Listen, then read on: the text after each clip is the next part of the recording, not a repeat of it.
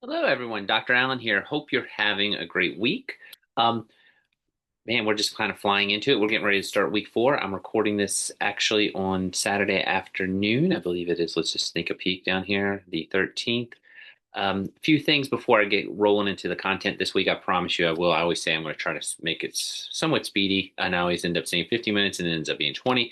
So let me just say this.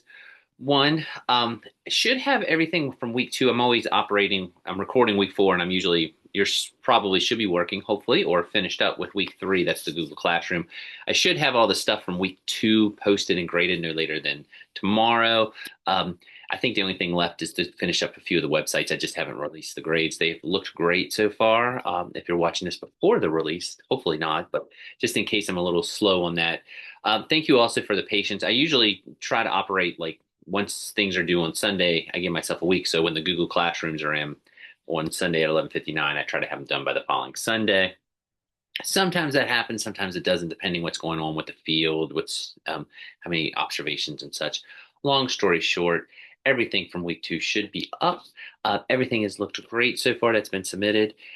Also, another thing, just as a FYI, and it will not offend me in the least, I was reading the blogs actually last night, and someone made a very good comment. They said they were a little worried when they saw the YouTube video was a little old, but actually it's still lined up.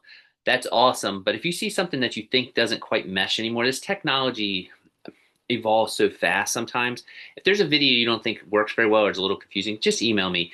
I try to go through, I do rewatch them all, but this class runs all year and sometimes things do slip past me. So if there's something you don't think messes on the videos that I throw up from YouTube, not literally throw up, but you know what I mean, that I put up, just tell me. It's no big deal. I can get you something that's a little more up to date. It sounded like it worked out fine, but I just felt bad about that when I read it. I was like, oh, how'd that slip through? Um, with that being said, let's go ahead and jump into this week. Like I say, I'll try to keep this to the point. I'm just going to kind of highlight what we're going to do. And if you have any questions, you can feel free to stop by or ask. This week, we're actually going to, let me just go ahead, it's week 4. We're going to look at presentation software. I will be, the Google Classroom is awesome with learning management systems. The websites are nice. Those are all things that kind of help you get in the flow of the tech and kind of thinking a little intuitive. It's kind of the Piaget learning, education and experience type of approach. I will say the presentation software is probably something most people will use in some capacity. We have a lot that we could look at. If I went through each one, it would probably be about a 2 hour video. I'm sure most of you don't want to sit through a 2 hour video or would. And I'm going to be honest, I don't think I want to record a 2 hour video. So I have videos up from all of the ones that I have listed. Um, if I'm being truthful, though, I think the top 2 are the ones that you will most likely see in the field or with counties. I know, I'm assuming they still do, like Berkeley County used to have an agreement with, or had an account with Nearpod. So all of those, everyone had a Nearpod account if they wanted it. Uh, Frederick County, Maryland, I haven't done an observation there in a couple years, but they used to have they were a Google County. They were when I went there. And they had a Pear Deck account, which is they're both very similar presentation softwares. Powtoons, Prezi, Metameter is something that I have seen a lot used recently. I'm going to put videos up again for those. They're up. I'm just going to really focus on Nearpod though, mainly because that's the one I have always used. I think it's the one most of you have probably seen either here at Shepherd or in your education career. It's been around for a while. I think it was the first real popular one. I've been using it since I was trying to do the math the other day, since 2014, 2015. I think I saw it at a conference and started to use it. It was pretty revolutionary at the time. Now there's tons of things that are similar to it. But with that being said, it's still my favorite. Maybe it's just because it's the one I've used the most, and I still use it, and I just have a library built up on it. I will say it has a lot of similarities to Pear Deck. So if you can use Nearpod, you can definitely use Pear Deck. Um, but the presentation softwares are really, really, I think, key, especially as you start to deal with more intermediate, middle school, and high school students, mainly because you're doing. obviously there's always discussions about election, but you're doing more activities where you're standing up in front of the students and talking and trying to basically lecture or deliver content. These presentation softwares can definitely jazz things up a little bit, and it can give you nice information, formative assessments. You can do checks for understanding. This is a little ways down the line. I know, again, everyone's kind of in a different spot in this class right now as far as in the program, but I have seen students actually use Nearpod and Pear Deck for data, because one part of EdTPA is the collection of data, and you can actually go in and get reports and student feedbacks. I do this after every college class I do just to see where students are. I actually use it for attendance too, because I just make them log in. But that's, again, neither here nor there. So with all that being said, we're going to look at Nearpod. If you have any questions, email them to me. Stop by my office, 114C in Canute, and let's go ahead and jump in. So Nearpod itself, when you go to it, sorry, I got to move my little line here, or my little bar. When you go there, you're just going to go to nearpod.com. I'm already logged in, but you should be able to log in with your Google account. And the Google account, again, just click it. I'll add this. I haven't, sometimes they do throw it up, and someone had asked me about this with the website, but again, just to make sure, do not do any type of add-ons unless you want to, i.e. don't pay for anything. There are free accounts that you can get with Nearpod, and what you need to do for this assignment will be there. Also, if you really do end up liking Nearpod, like I say, a lot of counties have accounts, and they're usually already gold memberships, so you'll have more access to bells and whistles. With that being said, in case I forget to say this, if you do go to a county and use Nearpod and like what you've created on your own, make sure you contact Nearpod before you leave the county, if you leave a county. But it obviously happens all the time if you're teaching in Berkeley and decide to go to Loudoun. Maybe you want the materials that you've created. They can help you with that. So, you just make sure, because you're probably going to have to create your own individual account. With that being said, once you get into Nearpod, you're going to, there's different things that you can do. Let me go move my base here. I'm going to go back. And if you look, that's my library. Oh, let me show you. There's a whole little thing. There's reports. I won't pull it up because I think there's names on there, but there's Nearpod library. You can make sub plans. You can actually have students work. Probably what most people have done is when you do an interactive class exercise, or you can actually make sub plans where the students have to type in the code, and there's like their modules that they have to complete. Let me just show you one. And we'll do a live. As you can see, you can do it student-paced or live participation. I would say 9 times out of 10 or 99 times out of 10, I do a live participation one. But if you've never seen Nearpod, you basically can do two things. You can either create the slides individually in the Nearpod, or you can take a PowerPoint that you already have, and you can just load it up in here and then add the bells and whistles after you loaded it up. I will be the first to tell you, I think that is the easier way to build a Nearpod. You can also embed them in Google Classroom, as you can see here, in Teams. I'm more of a Zoom guy, but you can definitely put them in Teams. As you can see, you can set different features. There is a connection if we would ever, hopefully not, but ever go back onto like synchronous learning, you could do a Zoom type interface, but we're not going to get into that. I just want to show you the nuts and bolts. As you can see, that's the code that you would have students put in.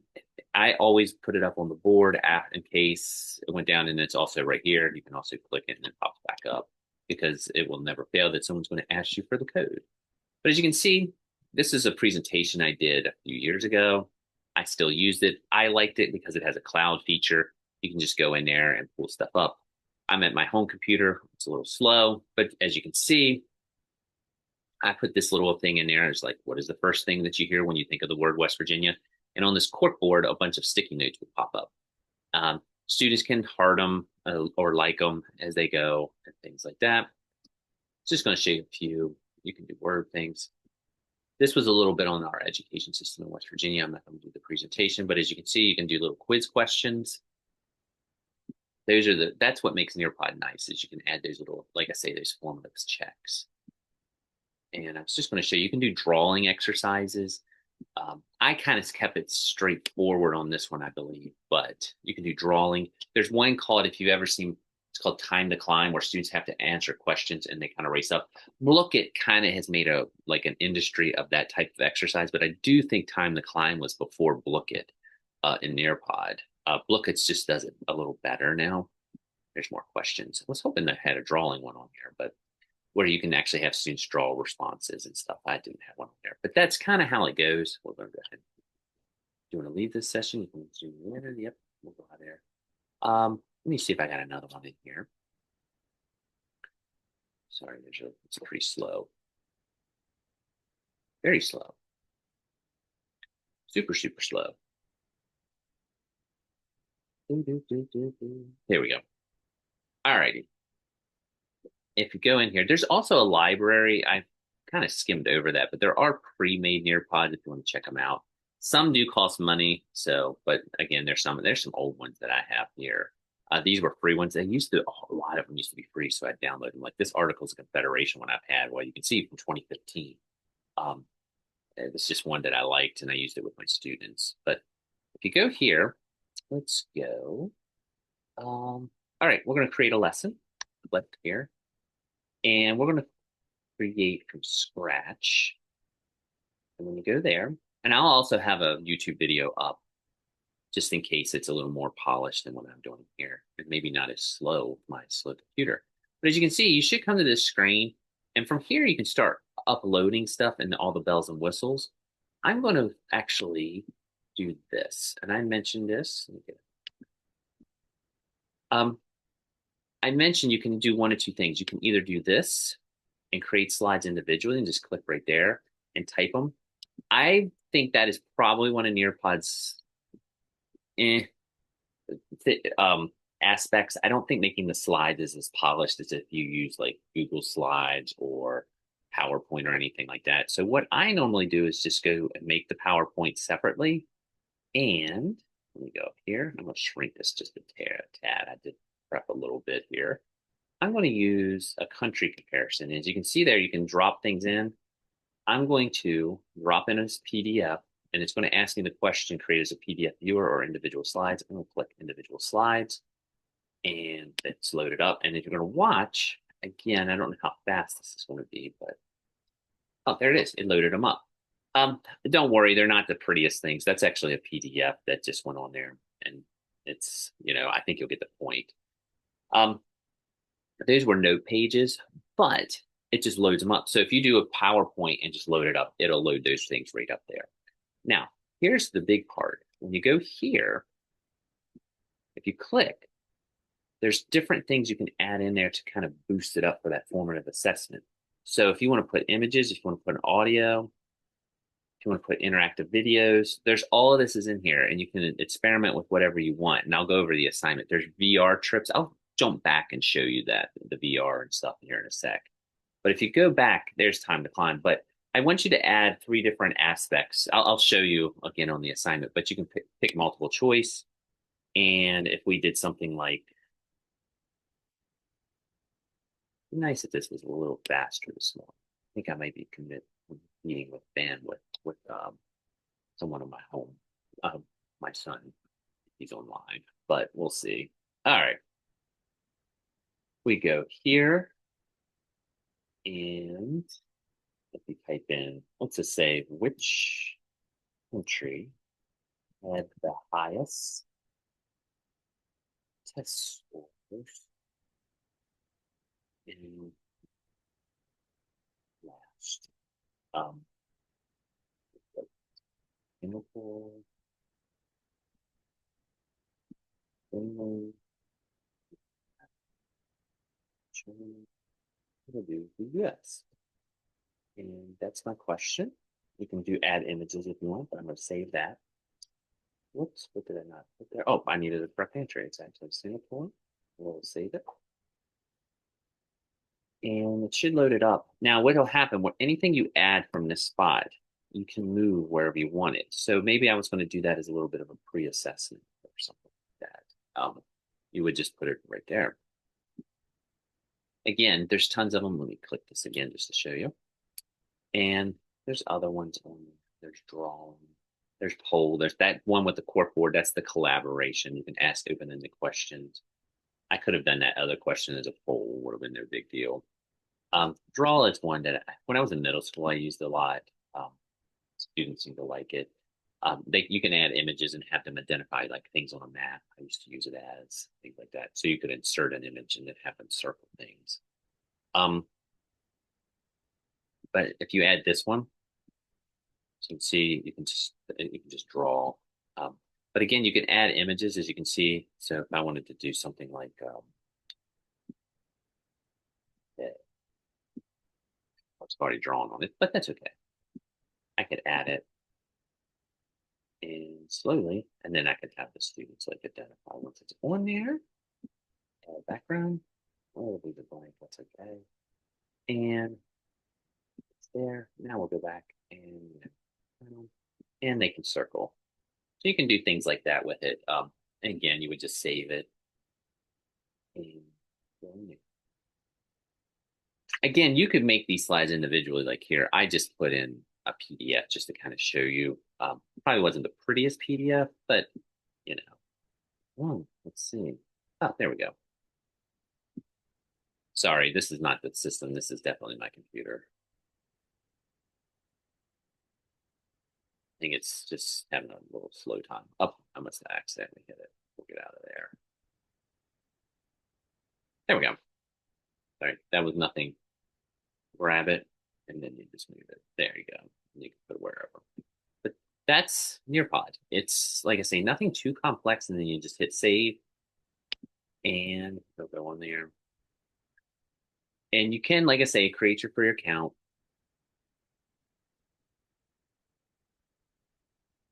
And we can slowly see this. If you look here, what you're going to submit, and I'll tell you the assignment, but when you submit it, you kind of have a choice. You can click there. You can export as a PDF and just submit the PDF if you want. That is totally fine. You can also just randomly share it. And there you go with email. You can send me the share link. Either one works. I will admit most people seem to prefer the PDF because they don't have to worry about whether the link opens or anything like that. Either one works. But you're probably saying, okay, that's not too bad. What do I need to do with Nearpod though to complete the assignment? Well, let's just go. And here it is. You're going to create a Nearpod. Make sure you have the Nearpod account. That's if you got a Google, you can just log in that way. You're going to create something with a title page. It can be anything in your field. Someone had asked me, and I think I mentioned this last week, but if I didn't, I want to make sure I'm saying it now. It does need to be something educational. For example, I like golf, but I don't teach golf. So I don't want to do a PowerPoint on golf or a Nearpod on golf. It needs to be something in social studies. That's what I'm certified in. That's what I taught. That's what I still identify as being in terms of my profession is working in social studies. It needs to be in your content area. If you're elementary, obviously you have a bunch of different choices, but make sure you pick something and you have a lesson that's titled around that. You need to create 9 slides of content, meaning just things you would discuss with students. I would suggest making it on PowerPoint and loading it like how I did with that PDF. You can load a PDF or you can load a PowerPoint.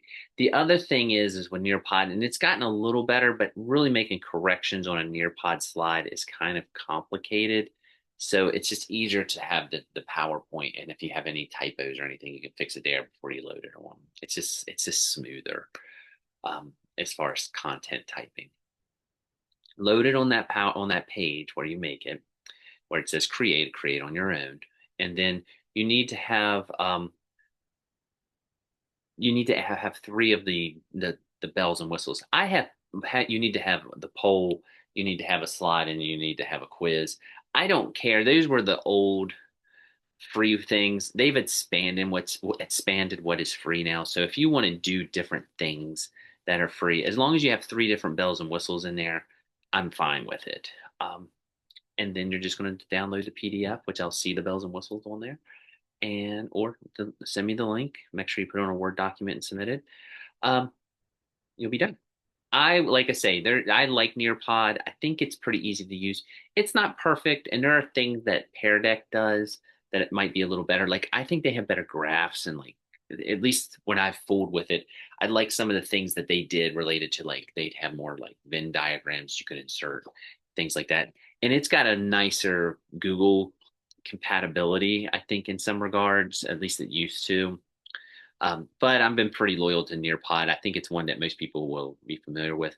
And like I say, you just need to go to Launch Lesson Builder and you should be able to build your own Nearpod.